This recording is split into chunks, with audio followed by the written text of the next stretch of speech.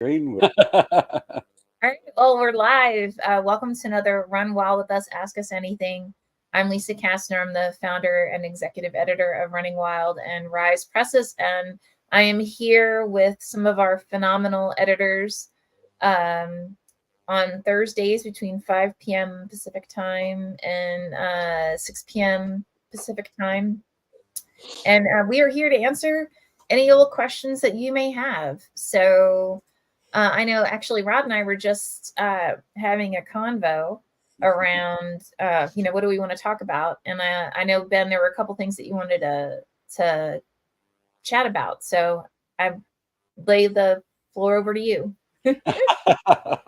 Well, I want to start by telling anyone in the audience to check out Lisa's other show, Editor's View. Is that the right title? I want to make sure I get it right. Yeah, editor's Yeah, view. Yeah. absolutely fantastic show.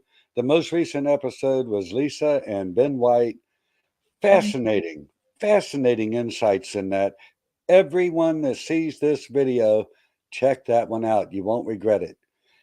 Super awesome show. Lisa, you rocked it. That was one of the best shows I've ever seen on Oh, YouTube. thank you.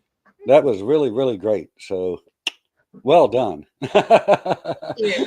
Yeah, it's a great way for us to have a chance to give the behind the scenes view of all the different titles that we have, and uh, uh, uh, like a lot of what we were saying before we started this. Um, there's so much really interesting story about the stories, right? As we're Woohoo. developing them, so it's just a great chance for us to do that, and I'm sure there will come a point, Rod, when you're going to be on editor's view because you are in the throes of editing several works right now. So, hey, Da, Ben. da, da! It's Ben.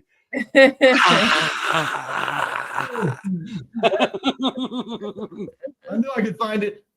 Yeah, see, today you're here. He made it. Yes. So I know This- Rod was mentioning there was some BS that was going on in the last couple weeks that he'd heard about. So I thought, we could start off by talking about the um mis, I guess you could say, misnomers. Okay. We're uh, I start them? the fallacies that exist in the storytelling world. I don't know, Rod. gonna. How do you want to? Where do you want to start with it? Well, I love that we're going to start this show with the BS. Mhm. That's what you just said. I love it. We're going to start the show with BS. Where else can you find that, audience? We got it going on here. Ben, I am so honored. Look at this, guys. I am on a show with Lisa Kastner and Ben Wright. This is a highlight day for my life. I am so tickled. Yahoo! Well, Okay, that's enough that's fanfare. really kind. It's very honest. I am Yeah. so thrilled to I'm not sure what that says about your life, Ron. Oh, I got a very Right? happy life actually. Uh, I'm very blessed, and but it's a big deal to me. It really is.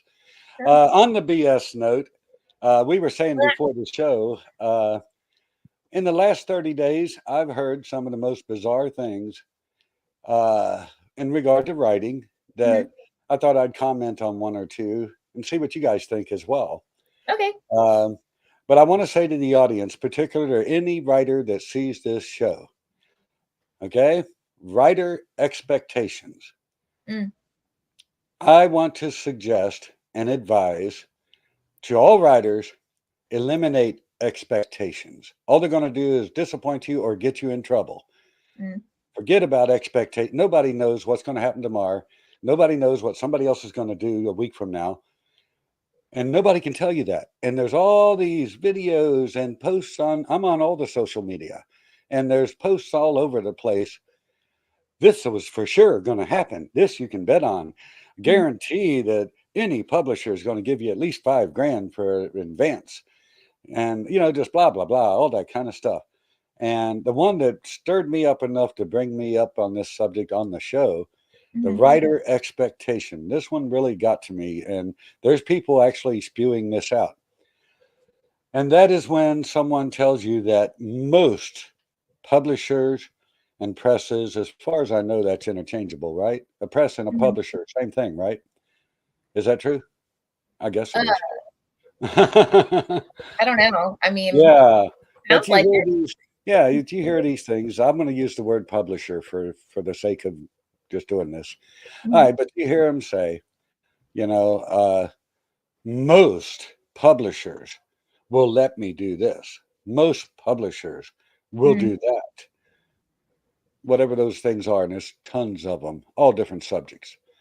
Now I'm going to subject or interact, whatever the right word is, out to the audience and all the writers.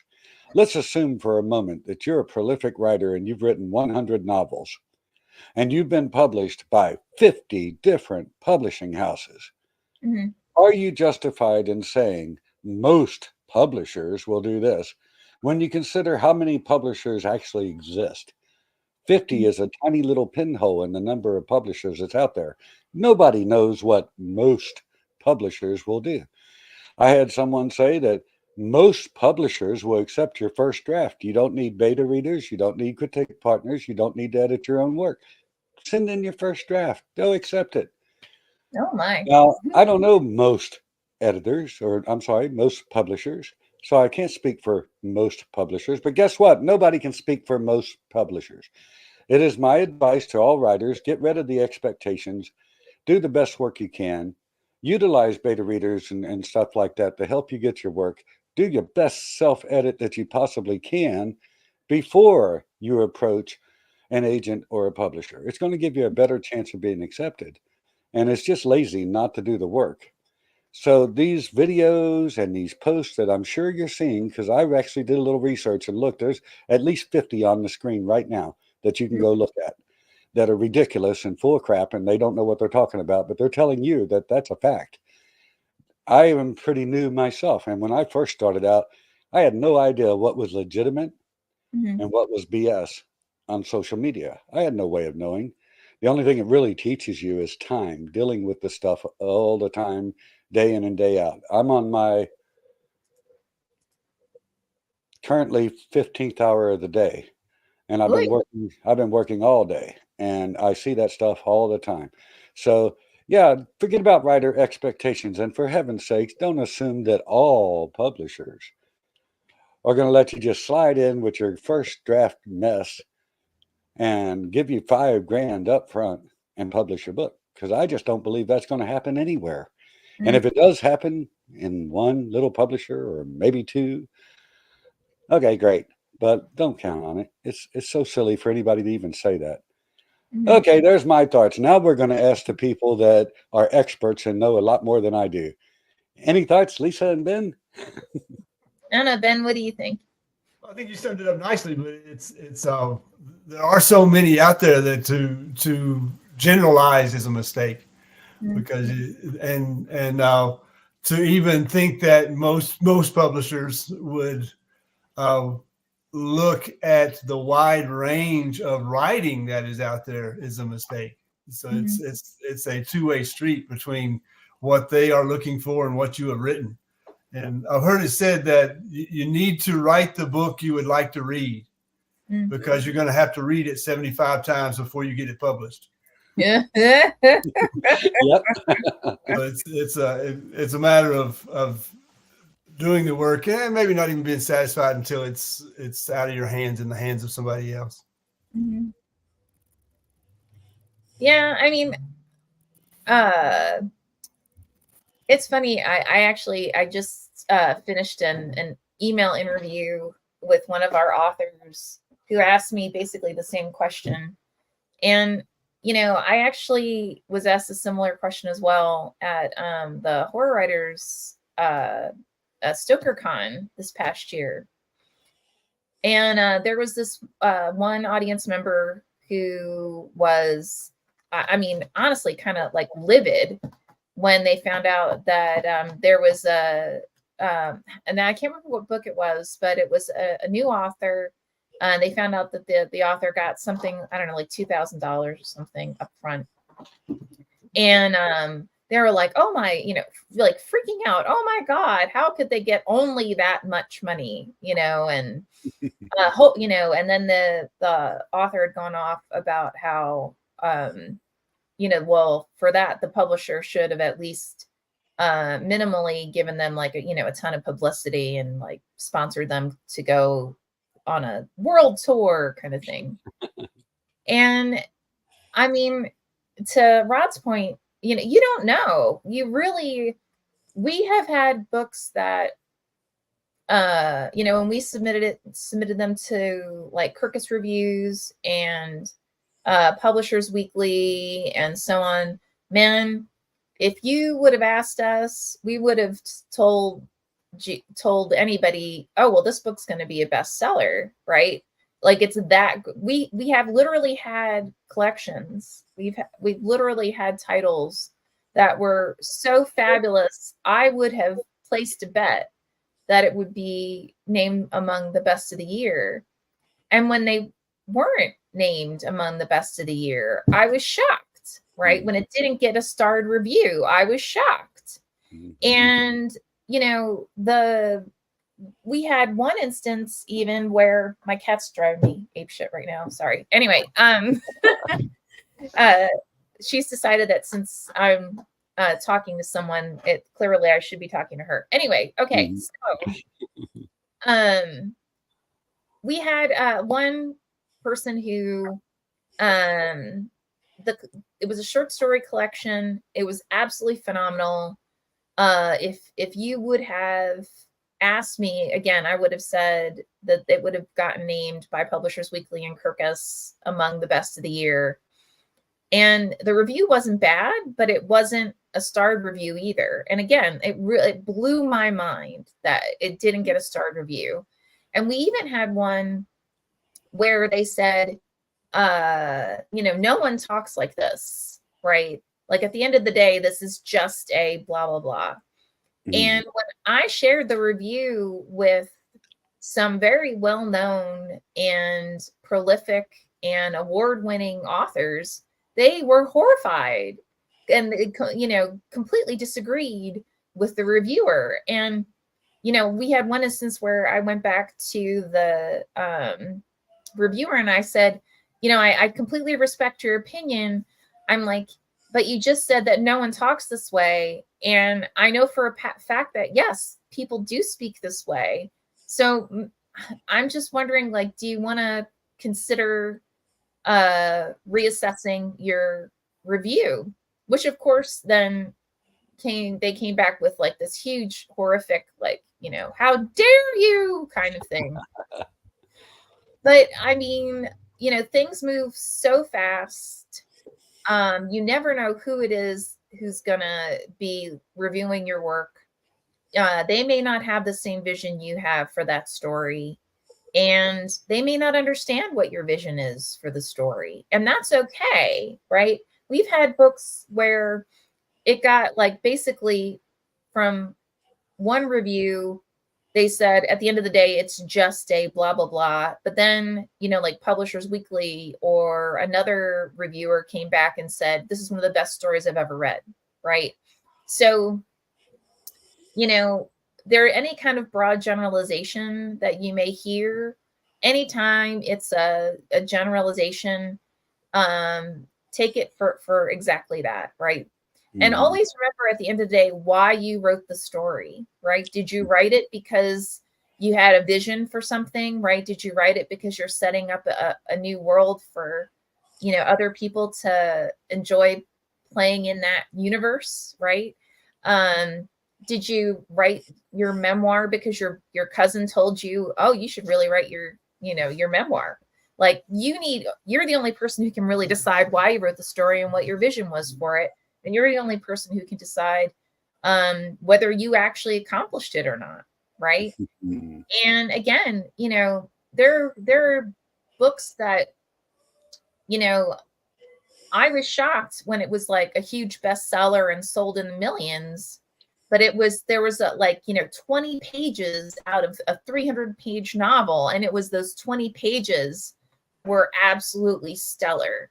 And that's why it's sold in the millions, right? Mhm. And then there's books that, you know, the entire work is brilliant, but it sells all of 500 stories, like, or 500 copies. You truly don't know. If I knew how to break that, right, to make it so that you know, people understand why we acquire different titles, right? Because we're acquiring titles that we want to read, you know. I mean, at the end of the day, that's really what's happening, at least with Running Wild. We're sitting down and we're going through all these submissions, and the ones that we acquire, we're acquiring them because when we read it, we went, holy crap, this is so fun, or this is so brilliant, or this is so, or we could see the same vision, or at least we believe so, that the author brought forward. Does that mean it's going to sell in the millions? No. Does it mean it's going to sell, you know, in the hundreds? No. It means, to Rod and Ben's point, we all have to work together to get the word out that the story is out there. So I feel like all I did is just babble, and my cat's still driving me crazy. But I don't know, Rod, does that basically answer your question, or the topic? Address the Yeah, I topic? think you addressed it wonderfully. I don't think you ever babble. Yeah, I enjoy very much chatting with you in any medium. Yeah, I mean, the writer expectations. That's what a lot of what you said is directly related to that. And you know, even when I sat down and started writing my first piece, had these expectations of what was going to happen. And for example, I had to learn patience because everything takes longer than I thought it would. You know, and I thought it would because this guy or that guy or this video or that video told me, you know, hey, edit a whole novel in a week. Now, yeah, that does sound like BS. I should have realized, but we all have to learn. By the way, that was BS. Yeah, you know, SBS. yeah, you know, there's so much. I just think it's great advice to say, you know what, get expectations out of your head. Whenever you expect anything, not only in writing, but in anything, you expect your husband or your wife is going to do this or is going to do that. Well, if they don't, then you're disappointed. You know, you're better off not to expect anything. Just let life come, roll with it, take great joy in the happy things that happen, hunker down and get tough when the hard things happen. But don't have expectations. You know, I send that out to all writers. Now I want to say to Ben, I think I said this prior to your arrival on the show. Man, you and Lisa rocked that new show, Editor's View. That was so fascinating. It was incredible. I had an empty coffee cup and I did not get up and go get coffee. I couldn't get away from the screen. You guys did so fantastic on that show. Wow. I've given you some feedback. And I got one more thing, and then I'm going to hush because I'm the least person on this show. But this is worth saying. I'm kind of nobody from Kentucky, or I'm a writer, I'm an editor, I'm a YouTube booktuber, I'm on every social media platform, and I'm going to make this prediction. Da, da, da. I really believe Far Out is going to be a bestseller, and I'm putting that public. And when I'm right, everybody send me $1. That is the coolest book. I mean, it is so much fun to read, so exciting, so cute. I'm not sure what genre it fits in. It's action, it's thriller, it's romance, it's comedy. It's got every. Ben, what would you say? What genre is that book? All the above. Good story genre. It is awesome. It is a fantastic story. I had the honor and privilege of reading it. I'm going to do a review on it very soon. Video, basically just sharing the book to everybody I can because it freaking rocks. It's awesome. And if I remember correctly, Mr. Ben White was the editor on that book. I read that thing cover to cover exceptionally. I'll never be the editor that you are. Wow.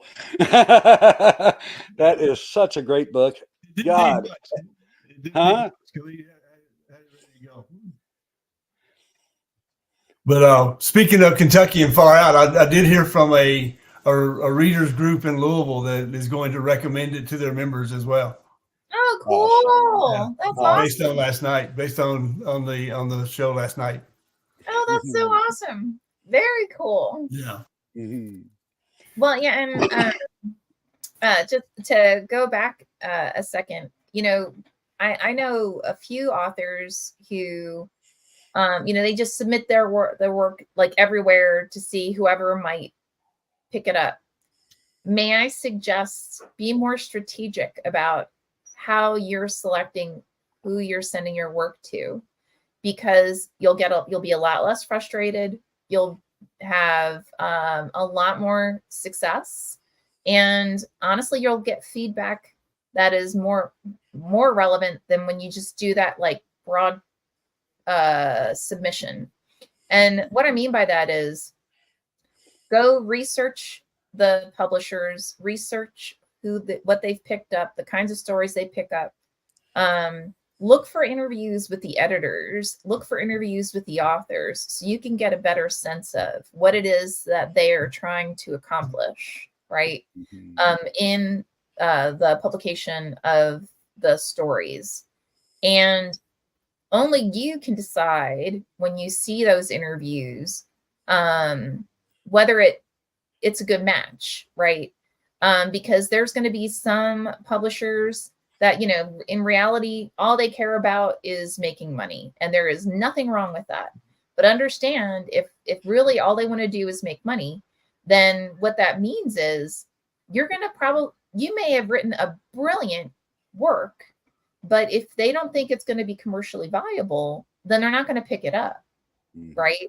So, and that has nothing to do with you. It has nothing to do with the work. But, again, to Rod and Ben's point, set your own expectations.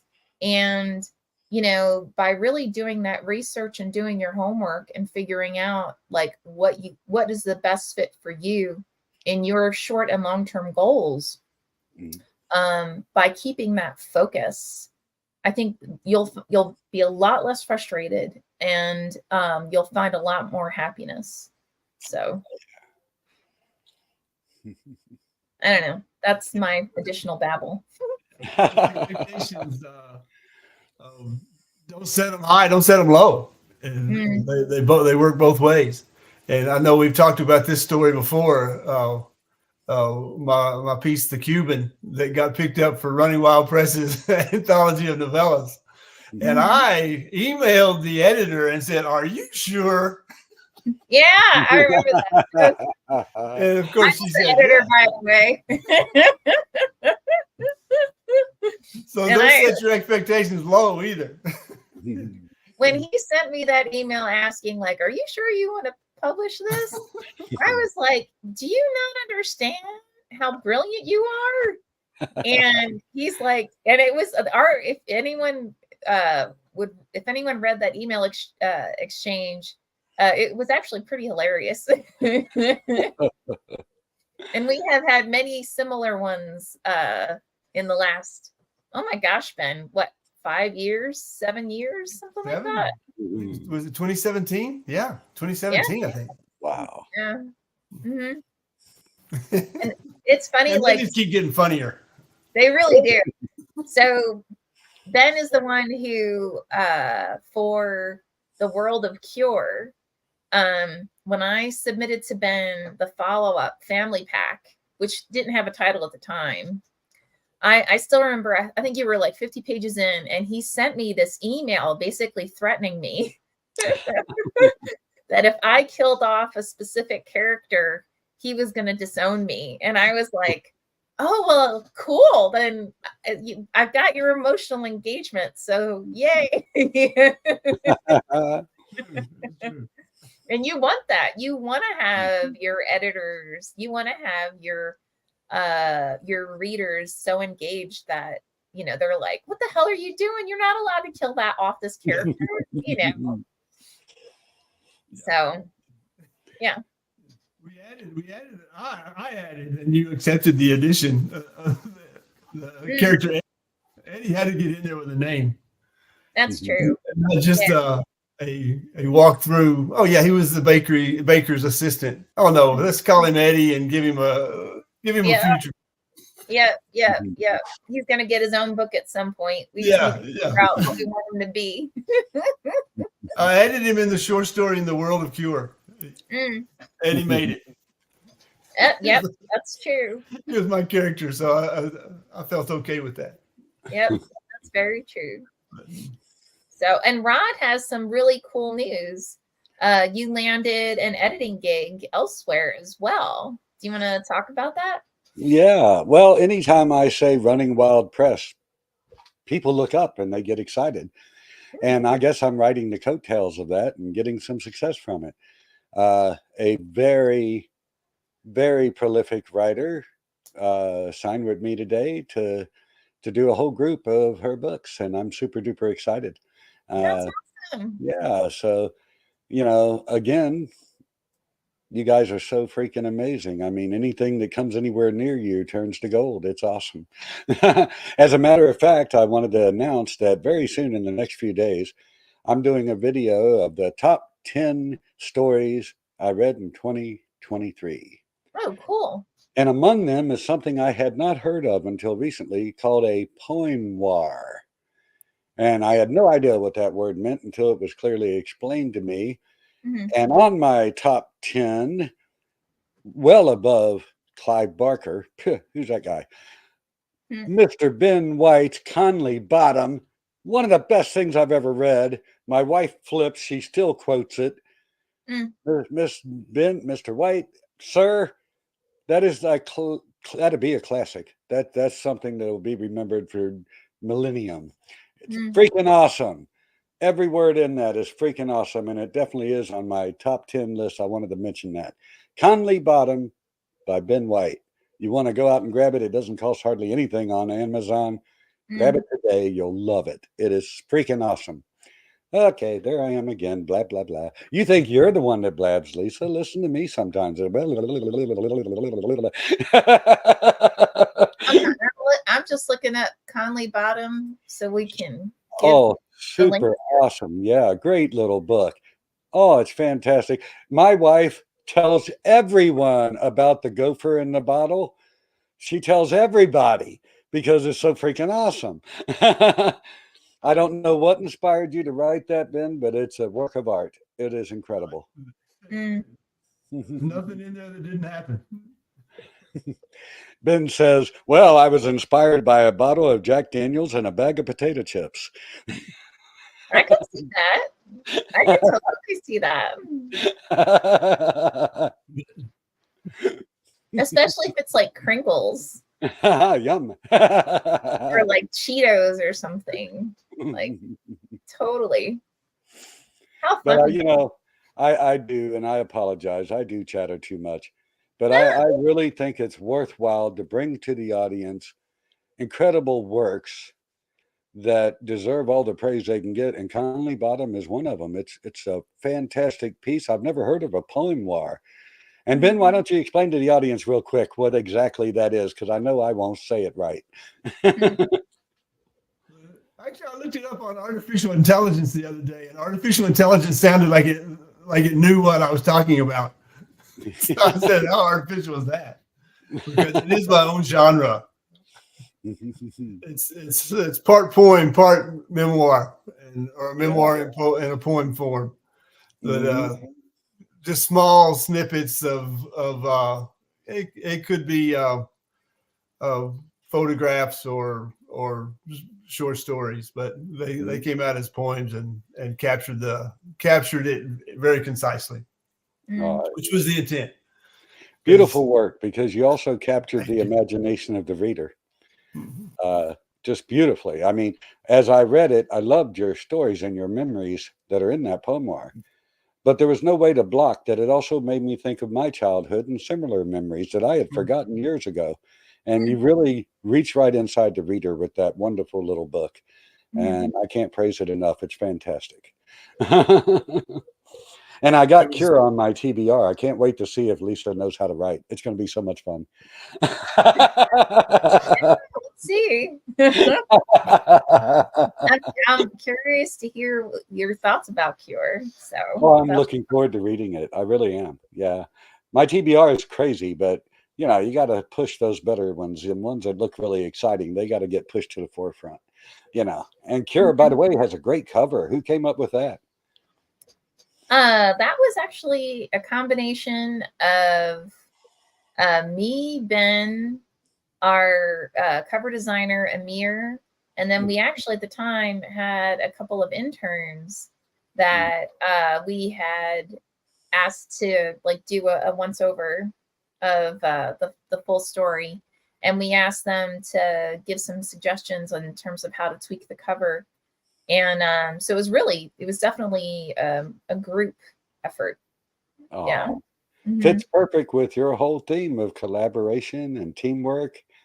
It's the foundation of the whole company, isn't it? Well, I mean, there are so many brilliant people out there, and we can all just, you keep an open mind, you can learn from one another. And I mean, that's really what we're about. Just helping each other be the best and do the best that we can. So, yeah, absolutely. Unless of course you're Ben, then you're just brilliant. So, Yeah. I'm not really a fanboy. I really ain't. It's not me. It's not my personality at all. But every time the word Ben comes up, I just want to scream and get a t-shirt and do the rock and roll thing. And, you know, it's like being in a rock concert, just hearing his name. It's so exciting. You know, and I'm happily married. I'm very straight. I'm actually very boring. But man, whenever Ben White is making an appearance, I want to know. And you know what, audience? You think I'm just cutting up, but the more you pay attention, the more you will agree with me. The man is absolutely fascinating.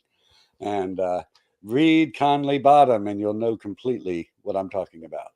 Caroline says, love Conley Bottom as Ben shows the most important aspect of why readers read, life experiences that showcase our emotions.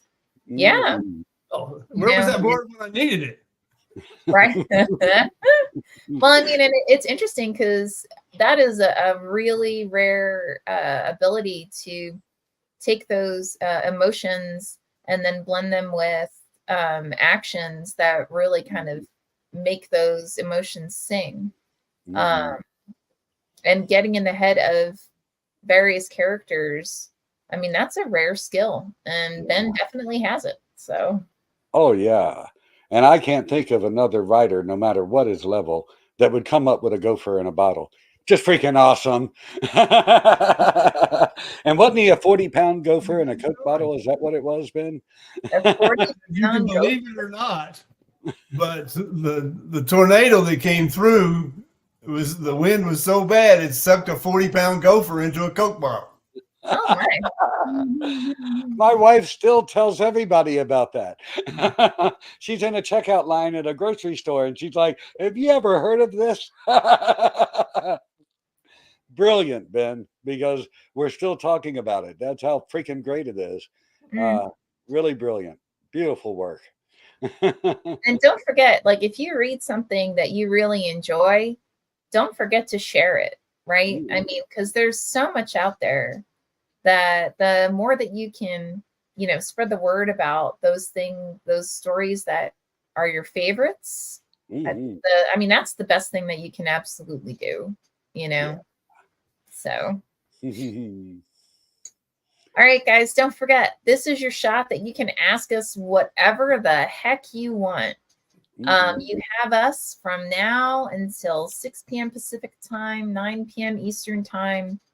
And we are here to answer any old questions that you may have. It could be about publishing. It could be about publicity. It could be about editing, whatever it is that you may have an inquiry regarding, just bring it forward and we will be more than happy to respond.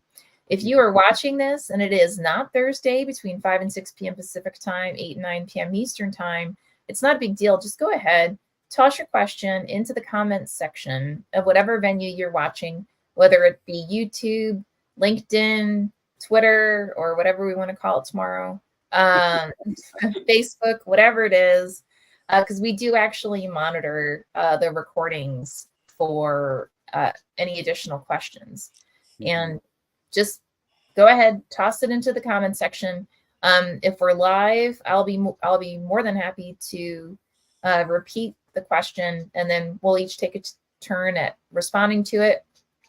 And again, if you're watching this and it is actually the recording, again, just put it into the comments section, and then we'll open with the question the next time, and just take it from there. So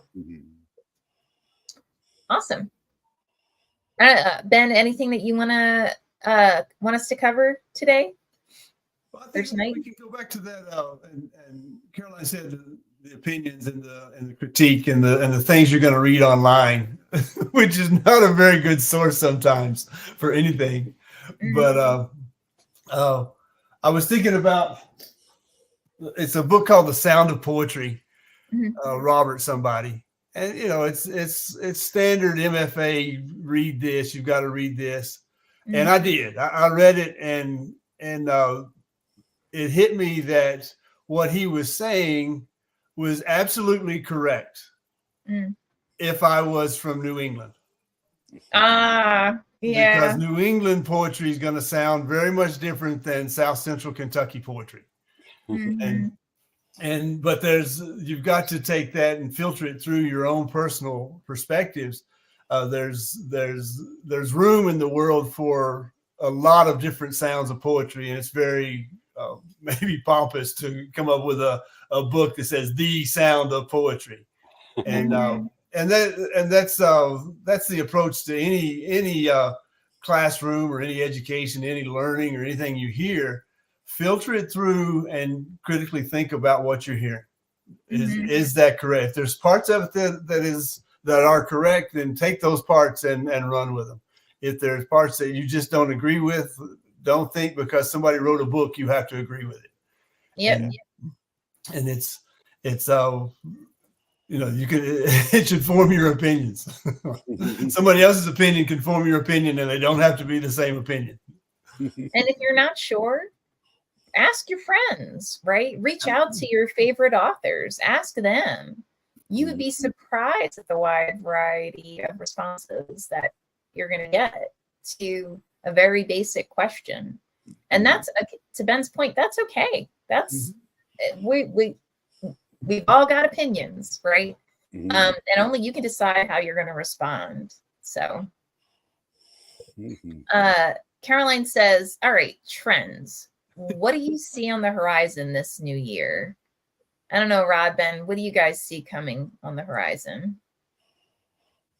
For the press or? I think just general trends. Oh, okay. In terms of story, yeah. I think there may be a trend out there. I can't. It's anecdotal, and I can't give you the quantifiable proof. But I think with so many outlets for visual stories, you know, Netflix and Hulu and all the streaming services, you're going to see script writing become more prevalent in a writer's approach, because they're going to think, well, let me get it out through that avenue, because there's so many avenues. There's a larger market than ever before. And for better or worse, I think it's going to commercialize the literary feel and maybe even the imagination of creatives. And that's you know, I don't think it's a trend yet, but it seems and feels sometimes like it's out there. Yeah, I think we're going to see a lot more of, like, remember, people, they're interested in great stories no matter the venue, right? We're the ones who decide whether it's a short story or a novella or a novel or a film or a TV show. We're the ones who decide on what various avenues we're going to pursue in translating those stories or in bringing forward those characters. So I think we're going to see a lot more of stories that go beyond, a simple short story or a novella or a novel. I think we're going to see more and more where people are leveraging characters in a variety of venues, comic books, cartoons, you name it. And, it just depends on, what other storylines can you come up with to leverage those characters. I think that we'll definitely see a lot more of. I think a lot of that, and I heard this the other day too, make sure that when you write your novel, to leave out the parts that readers skim through anyway. If it's that part where they're going to skim through it, don't write it. Don't waste your time. And I think that's part of the graphic novel, especially is, I'll give you a picture, because genius is thinking pictures. So if I give you a picture, I make you an instant genius.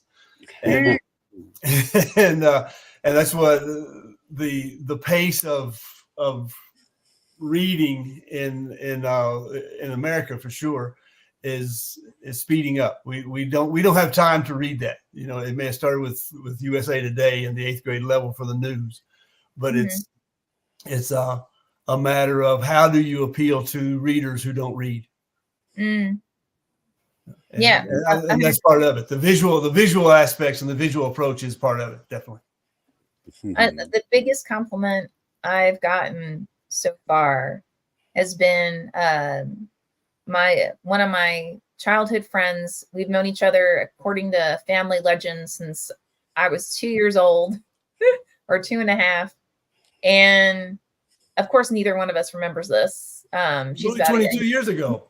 Yeah, clearly it was 22 years ago. But she does not like reading, right? She's growing up, she loved Mad Magazine. And I mean, she had the biggest collection of Mad magazines of anybody I knew. And when she messaged me and said, "Oh my God, I love Cure. This is fantastic." That was the biggest compliment I could ever have gotten, because she's brilliant, right? And I'm not just saying that just because she thinks I'm brilliant. I'm saying it because she is. We both were in, academically advanced classes our whole lives, right? So for her to reach out to me to intentionally, and then to insist on when are you coming out with the next one? I mean, that's, again, the biggest compliment that I could have ever gotten. So CJ says, if we read an advanced reader copy of a soon-to-be released book for Running Wild, do we send the review to you? CJ, that is a great question. So yes, definitely send me the review. And but what I also want to suggest is, if you get an advanced review copy of one or multiple of our titles, go on Goodreads, right? Go on Amazon, write a review for that title, so that you can reach out to. That way, you're touching others who may be interested in reading the story, right? The more, the merrier. So, Caroline says, emotional content is what matters, regardless of the voice. Yeah, I mean, you want to get people emotionally engaged, right? Yeah. Do you three think readers are looking for more depth in books? I don't know, Rod. And what do you guys think? Oh, I think so. Yeah. I think when we read a novel for the pleasure of it, we're not reading a textbook. We're laying down at the end of our day in a lounge chair or on our bed. We open up a book for the singular purpose of enjoying an hour or two. And when you read, I'm going to call it trivial stuff, it sometimes can make you giggle. And that may be for some people a real joy. But most people, and there I am with this, most people, but I'll speak for myself only. I recently read The Institute by Stephen King, and that's a long book, and I usually don't read real long books. But very briefly, I will say, I like to lay on the bed and stretch out and relax. I've got a reading lamp on the headboard, and I make it something special when I want to read. Mhm. And what grabbed me the most? I finished the book. I haven't read it. It's been, I don't know, 2 weeks since I read it. What I remember the most is the emotion in that book. Oh, There, cool. there's places where you want to kick and scream. There's places that literally bring you to tears. Mm. I can't say I can quote it exactly. Ben, please correct me if I get it wrong. But the human experience that Ben talks about pretty frequently, Mhm. the movement inside your heart, I think that's where writing is heading a lot more. Mhm. I speak to quite a few writers who say, gee, I saw this or that episode of Running Wild Press, and now I want to work with beta readers and I do want to get an editor. I'm going to make my book the best. Mhm. And I hope that's becoming a trend that people are really caring about what they're putting into their books, making better quality. Mhm. That bad reputation in the book world will go away if people start caring about what they're putting out there. And to the point, yes, I think people want a good, moving, gripping, get your attention and you remember it months later. I think people enjoy a book like that, maybe even more than they would enjoy a darn good movie. I think a book gets into you even more if it's Mhm. well written and a good story. So there's my 2 cents. What do you think, Ben? Yeah, you're right there, and it's the operational definition of depth is necessary here. But if you're talking about the looking for more emotion and that connection of the story to the shared human experience that I'm always talking about, then you're absolutely right. It's give me that thing that speaks to me, and that's why I read. Mhm. But there's a wide range of readers, and some readers read for the quick entertainment of snapshot moment, and then some read for a continuation of a more literary form that they're looking for, and so there's a lot of room for a lot of variance in what is written and what is read, and it's Mhm. I always try to in October I always wait for the Nobel Prize winner to be announced, and I'll get their books, and it's that's an addition. Okay, they won that award. Let me see if I like it. And sometimes I do, sometimes I don't. And this year's he's European, and I started it and just haven't been able to get into it yet. But hopefully I'll give you the benefit of the doubt when later on I can read it more closely. But look for those opportunities to broaden your reading material and the wide range of it. It's it goes back to what Rob was saying. The world is getting smaller with globalization, and cultures are coming up next to each other that 30 years ago they would never have known about and much less interacted with. And I think that writing will incorporate that experience, because it's going on. And and whether it's a book or whether it's Sicilian kids getting on a train and they're following somebody around the world on their phones, that's part of the human experience. It's going to be written about. It's got to be, because it's true. And how they're following that generation may save us because they're following each other in a social media platform instead of practicing nationalism and chasing each other for the wrong reasons. But so I think some readers are looking for a lot more depth than others, though. That's I'll leave it there because there is a wide range. Mm-hmm. Yeah, I mean, I think like growing up, one of my closest friends, his mother was a romance writer, and she still is actually today. And what got her interested in it was she loved the escapism and loved the fact that she was able to explore entire worlds, with the thread of that escapism of the romance within it. And I know growing up, I actually couldn't stand romance novels. I didn't like the cliched narrative form that exists with romances, with a lot of mysteries, right? Have a specific formula. I liked to be challenged. I liked to read stories that, they leave those breadcrumbs that then compile to become something that's greater than that moment within that narrative, right?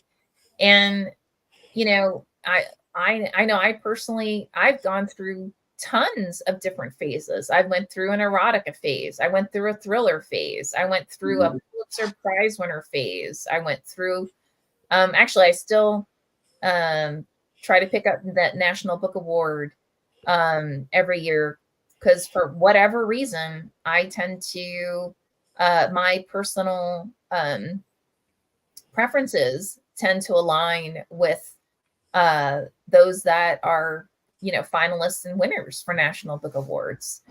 And everybody's different. You just don't know. What I do think, though, I know growing up, everything was set up in the publishing world with very specific genres, right? And so whenever someone was publishing a story or what have you, I mean, the expectation was that you were going to fit explicitly within these specific genres. And I think, to both Rod and Ben's points, that is really evolving quickly. I think nowadays, as long as it's a strong narrative thread, you can oftentimes, you're going to find you will find, and you have, at least I've been finding, a lot more works that are cross genre, and that are really challenging the various genres that's represented within the piece. Because the reality is there are just so many amazing stories out there, and everything that we read influences us in some capacity. So the more that you read across multiple genres and multiple forms, the more that you can then translate those different storytelling capabilities, right, crafts, across the different genres. So I think it's a lot of fun. But yeah. So it goes back to that original answer that we were all providing. The real answer is it depends. Right.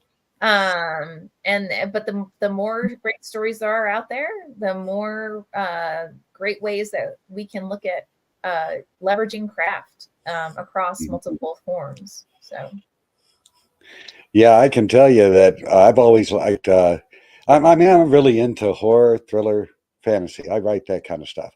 But I've always enjoyed a good sci-fi too. Stephen R. Donaldson wrote a great sci-fi series, and one of the best I've ever read. And I was speaking to a sci-fi writer not too long ago, and I'm like, the science part is really cool. You got that going on really well. But you need to put some heart into it. You need to have some emotion in it.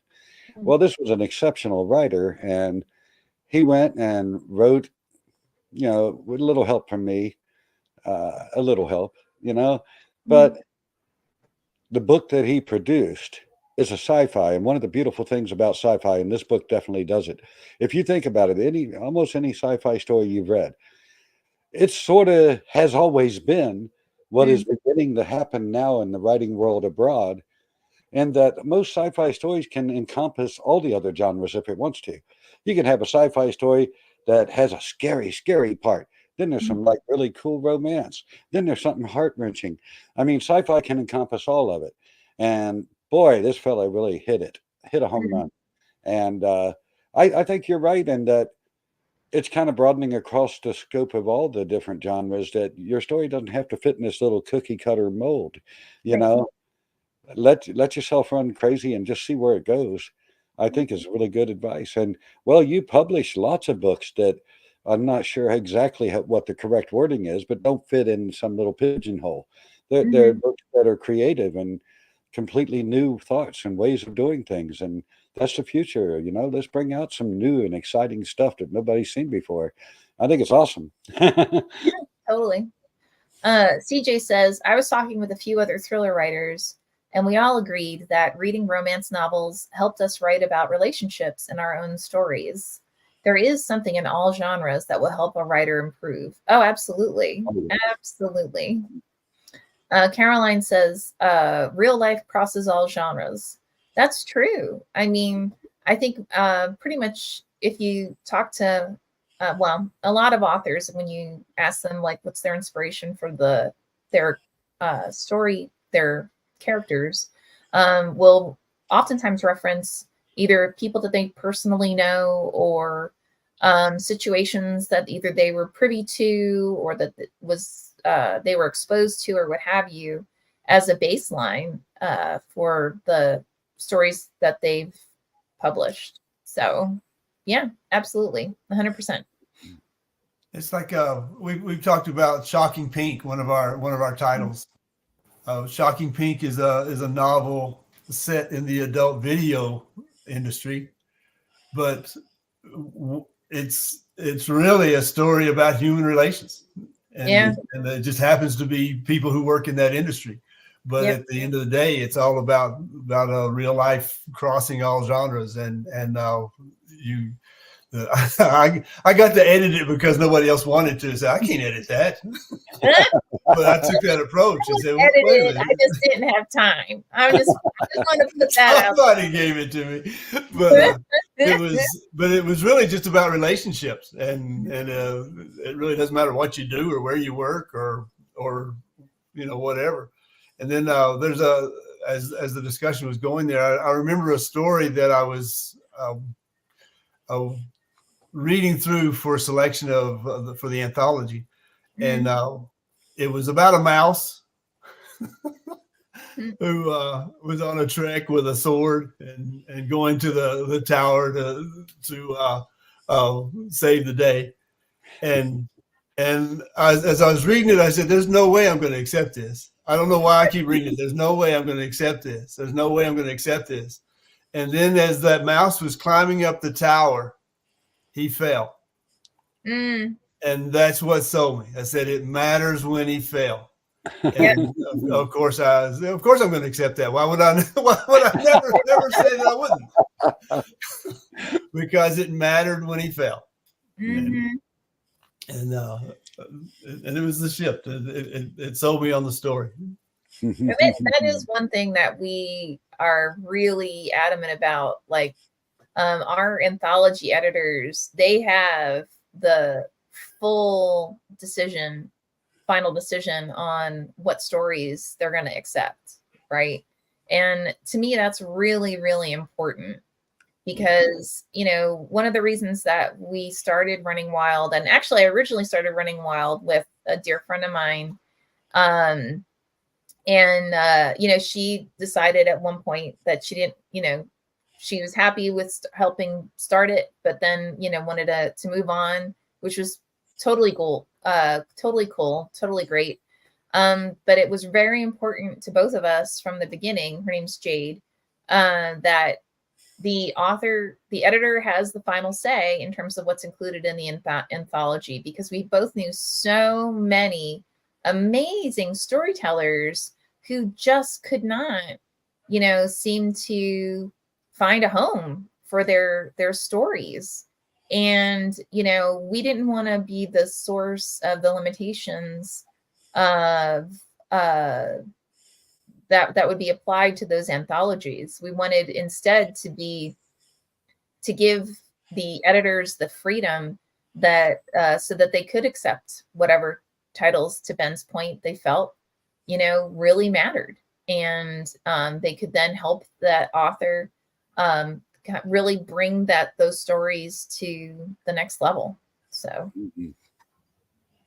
holy crap. Oh, well, guess what? It is at the end of the hour. So with that, I want to thank Rod. I want to thank Ben. I want to thank Caroline, CJ. I want to thank Margaret. I want to thank everybody who has joined us for our latest edition. And we will see you guys this time next week. Until then, have a fantastic week, guys. See you soon.